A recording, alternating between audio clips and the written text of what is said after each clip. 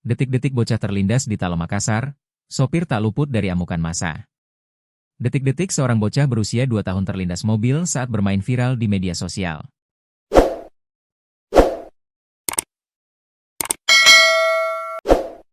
Peristiwa itu terjadi di Jalan Sunu, Kecamatan Talo, Kota Makassar, Sulawesi Selatan, Senin, 6 April 2026, sekitar pukul 9.30 WITA. Dalam video yang beredar terlihat bocah tersebut terlindas hingga warga mulai mengerubungi mobil tersebut. Dalam rekaman tersebut, keluarga korban terlihat berteriak histeris di sekitar mobil dengan nomor polisi DD 1654 XCG. Suasana semakin mencekam saat sejumlah warga melayangkan pukulan terhadap pengemudi mobil tersebut. Kericuhan memuncak ketika seorang wanita muncul menggendong korban yang sudah berlumuran darah. Kanit Laka Satlantas Polrestabes Makassar, Ibtu Jerianto, membenarkan adanya kecelakaan lalu lintas yang melibatkan satu unit mobil dan seorang pejalan kaki anak di bawah umur tersebut.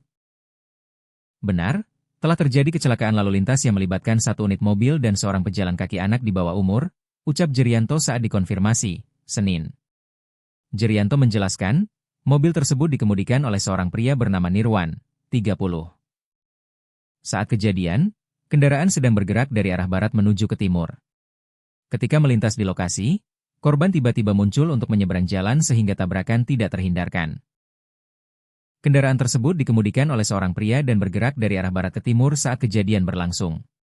Korban sementara menyeberang jalan, sehingga terjadi kecelakaan dengan kendaraan yang melintas, beber Jerianto.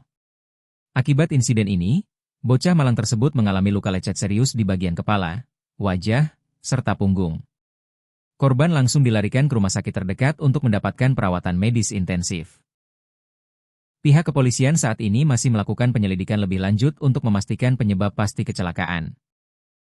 Petugas tengah mengumpulkan keterangan dari sejumlah saksi mata dan melakukan olah tempat kejadian perkara, TKP.